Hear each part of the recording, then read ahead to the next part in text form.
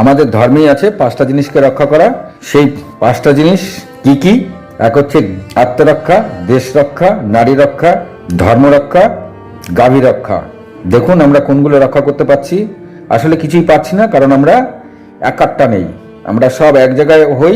আসুন একে অপরকে সম্মান করি, তবে আমরা এই সনাতনী হিন্দুরা এক জায়গায় হতে পারবো। কারোর সঙ্গে কারণ কোনো মনোমালিন্য না করাই ভালো। সবাই এক জায়গায় হয়ে যান, না হলে আরো কয়েক জেনারেশন পরে এই হিন্দু ধর্ম কিন্তু সম্পূর্ণ লুপ্তর পথে চলে যাচ্ছে। অল্প কিছু লোকের মধ্যে থেকে যাবে, তখন কিন্তু সারা ভারতবর্ষের মধ্যে সনাতনী হিন্দুরা, এত সনাতনী হিন্দু থাকবে না, অন্য ধর্মের লোক ভরে যাবে।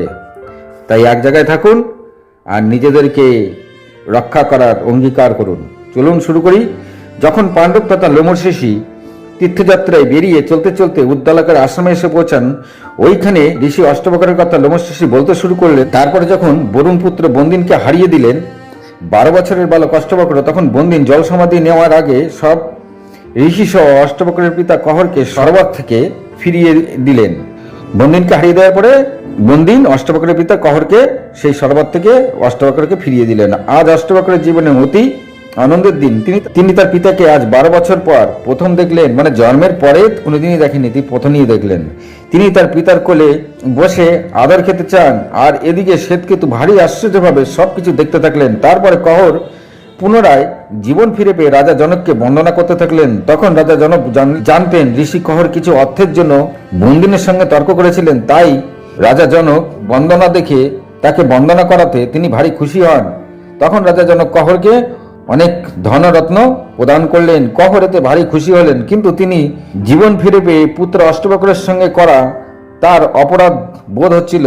মানে তার অভিশাপেই অষ্টবক্রের চেহারা 8 দিক দিয়ে বাঁকা হয়েছিল। তাই অষ্টবক্রের চেহারা এরকম তেরা বাঁকা দেখে তিনি তখন নিজের মনে মনে তিনি অপরাধ বোধ করছিলেন।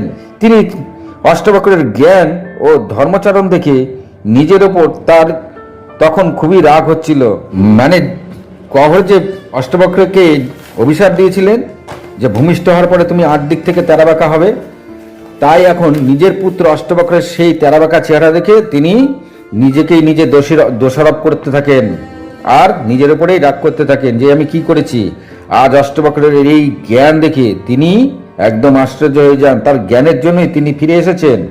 তারপরে তখন ওই রাজসভায় সবাই অষ্টবক্রকে বন্দনা করছিলেন।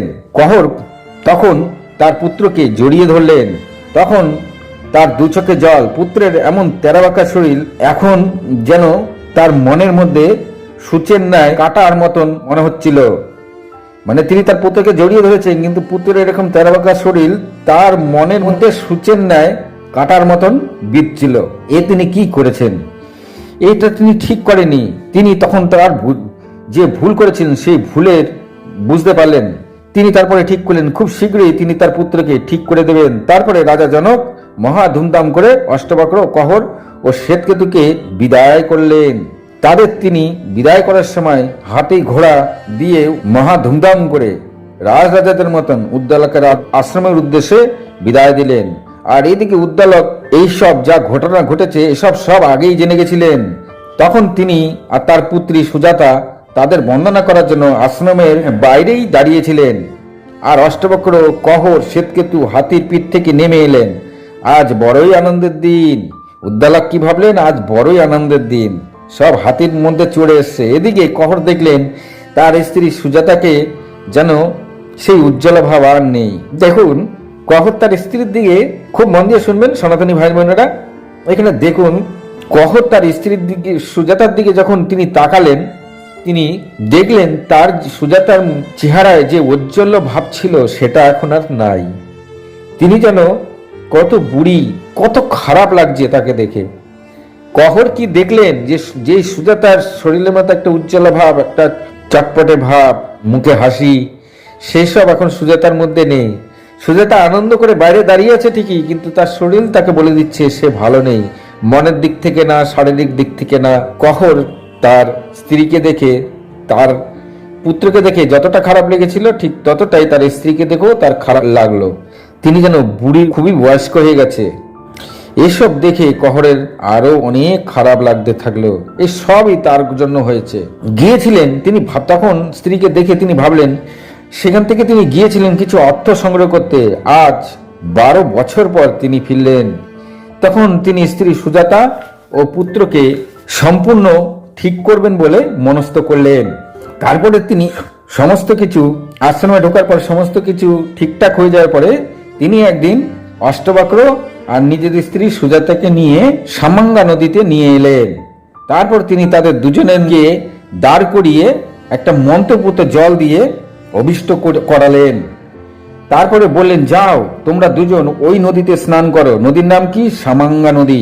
তারপর তারা দুজনেই সামাঙ্গা নদীতে স্নান করে যখন উঠে এলেন, অষ্টবক্রের শরীর অতি সুন্দর হয়ে সম্পূর্ণ ঠিক হয়ে গেল। অষ্টবক্র এখন সম্পূর্ণ সুস্থ সবল তরুণ যুবক। তার মানে সামাঙ্গা নদীতে স্নান করার পরে অষ্টবক্র মুনি একদম যেমন একজন মানুষ হয়, তার তেরাবাঁকা শরীর সম্পূর্ণ ঠিক হয়ে গেল। তিনি আর তেরাবাঁকা নেই, এখন তিনি সম্পূর্ণ সুস্থ যুবক এবং তরুণ যুবকের ন্যায় তাকে লাগছিল এবং সে খুবই দেখতে সুন্দর লাগছিল। আর এদিকে স্ত্রী সুজাতা যখন উঠে এলেন, সেই আগের মতন যে উজ্জ্বলতা ভাব ছিল সুজাতা, সেই উজ্জ্বলতা ভাব ফিরে এলো এবং তিনি দেখতে যে বুড়িদের মতন লাগছিলেন সেটাও এখন আর নেই, তিনি অনেকটাই সুন্দর হয়ে গেলেন। কহর খুবই খুশি হলেন তাদের দুজনকে দেখে। আর তার মনের মধ্যে পুত্র আর স্ত্রীর অবস্থা দেখে যে ব্যথা অনুভব করছিলেন, যে আফসোস হচ্ছিল, যার যে অপরাধ তাকে কুড়ে কুড়ে খাচ্ছিল, আজ তা দূর হলো। তিনি স্ত্রী পুত্রকে নিয়ে নিজের আশ্রমে ফিরে এলেন। কহর স্ত্রী আর পুত্র দুজনকে ঠিক করে দিলেন। অষ্টবক্র পিতাকে বললেন, পিতা আমি কি আপনার কোলে বসবো? কহর তাকে আদর করে কোলে তুলে বসিয়ে নিলেন। আর তার মনে যত কষ্ট হয়েছিল, অষ্টবক্রের মনে যে পিতার কোলে বসার জন্য যে কষ্ট হয়েছিল, ততটাই তিনি আজ অষ্টবক্র খুশি হলেন।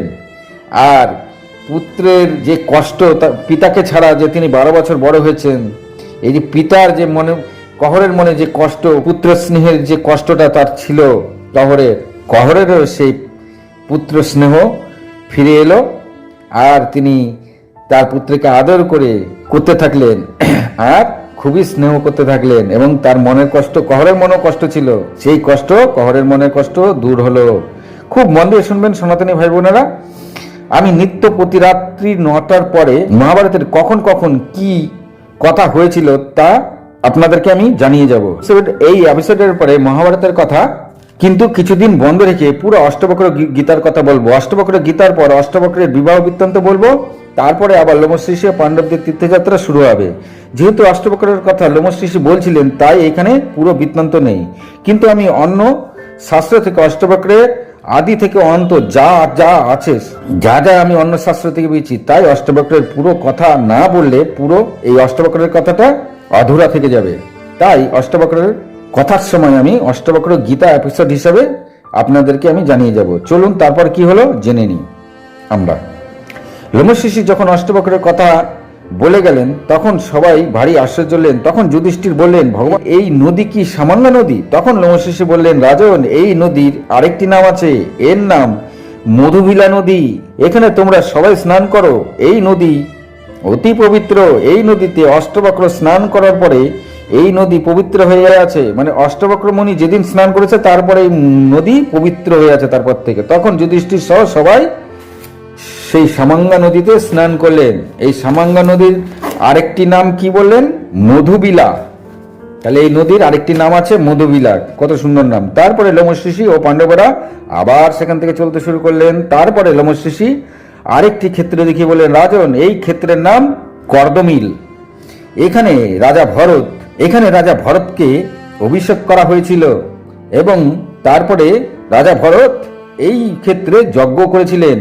এই ক্ষেত্র আর নদীতে স্নান করে পুণ্যতা অর্জন করে নাও। লোমশ ঋষি কি বলেন? এই ক্ষেত্রে করে পুণ্যতা অর্জন করে নাও। আর এই সামাঙ্গা নদী পুণ্যতা এত বেশি যে যখন দেবরাজ ইন্দ্র বৃত্তাসুরের বধ করেছিলেন আর রাজলক্ষ্মী, যখন দেবরাজ ইন্দ্রের রাজলক্ষ্মীর ক্ষয় হয়ে গেছিল, হীন হয়ে পড়েছিলেন, তখন ইন্দ্র এইখানে এসে এই সামাঙ্গা নদীতে স্নান করে যত পাপ ছিল সব পাপ নষ্ট করে তিনি পুনরায় রাজলক্ষ্মী ফিরে পেয়েছিলেন। তারপরে সেখান থেকে চলতে চলতে লোমশ ঋষিরা মৈনাক পর্বতে এসে উপস্থিত হলেন।